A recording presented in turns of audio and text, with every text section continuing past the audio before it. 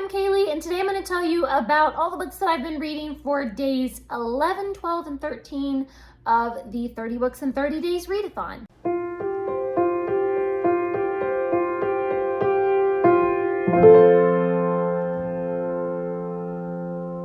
Days 11 and 12 were a Saturday and a Sunday, and so I mostly just read some poetry and short stories because I don't have a lot of time to read on the weekends. I read a short story from Mark Twain, The 1 Million Pound Banknote. This was actually really funny. It's about these two wealthy gentlemen who make a bet that they could give a poor person a banknote for £1 million, and the person would either spend it or would end up being arrested because they can't explain how they got that money. And so the whole story is how this man manages not to spend the money, but sort of lives on the credit of having the money, but he doesn't have to explain how he got it. Anyway, so it's this really funny story. And there's a great plot twist at the end that I thought was really hilarious. I also read a whole bunch more fairy tales from the Welsh legendary tales. So I am just enjoying these fairy tales so much. They're really a lot of fun. They have, fairies and leprechauns and bogies and brownies and monsters and Loch Ness monsters, and there's always some sort of little moral, like, do unto others as you would have them do unto you, or you shouldn't have been so curious, or you should have just minded your own business, or something. So I'm really enjoying these. These are a lot of fun. I also read several more poems from Kipling. I read When Earth's Last Picture is Painted. I thought this was really good. It's kind of about how all of our creativity, all of our inspiration really comes from God. And I also read The Holy War. The Holy War is actually about a portion of John Bunyan's writings where it talks about the city of man's soul and about how you have to protect your city walls, protect your soul. And so Kipling kind of takes that idea and then wrote this poem about it. I thought it was really cool. I also read a short story from Elizabeth Gaskell entitled Curious If True. This is about a benighted traveler who finds themselves lost,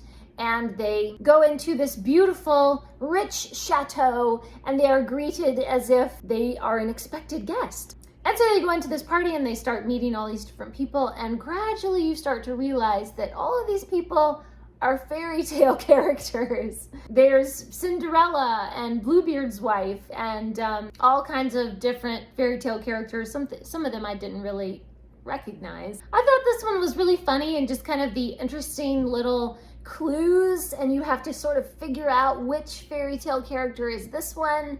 And they just give like these little aside kind of references to their past or their character or something. So it's kind of fun just trying to figure out, wait, which character is this? I also read The Making of a Marchioness by Frances Hodgson Burnett. I really love Frances Hodgson Burnett's writing style, and so I did enjoy this one, but I didn't really like the plot or the characters as much as so many of her other books. So of course this is the same author who wrote The Secret Garden and A Little Princess, two of my favorite books, but somehow with this particular story it just wasn't that good. The characters are just really one-dimensional. I did not like the plot of the romance and how the romance unfolded. I didn't feel like these two people should have ended up together. I don't know, the characters are just really bland, but the writing is really charming, and the Victorian setting is really graceful, and there's glamour and the high-class society and everything. So I enjoyed those parts of it, and I ended up giving it 3 stars,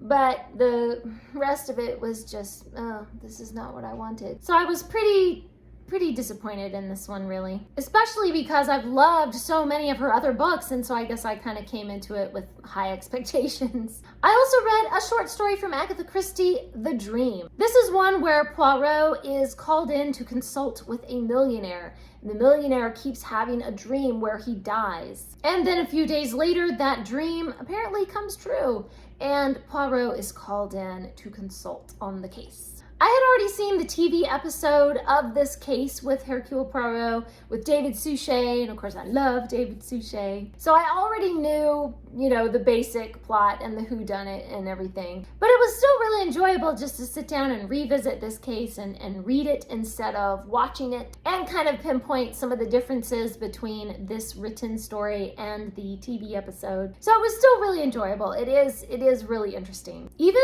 once you know the twist and you already know the whodunit, you can still really enjoy it just to kind of marvel at how clever the story is and how clever the little plot devices are and how smart Poirot is to figure it all out. I am a little bit behind in reading my Lord Byron poetry. Kind of got stuck on this long excerpt from Canto 3 of Childe Harold's Pilgrimage. So I have read the entirety of Childe Harold's Pilgrimage before. I can't say that I super love this poem. It can just be really, really ambiguous. I mean, there have been times when I sit down and I've read several stanzas and then I suddenly go, wait a minute, is he talking about Napoleon?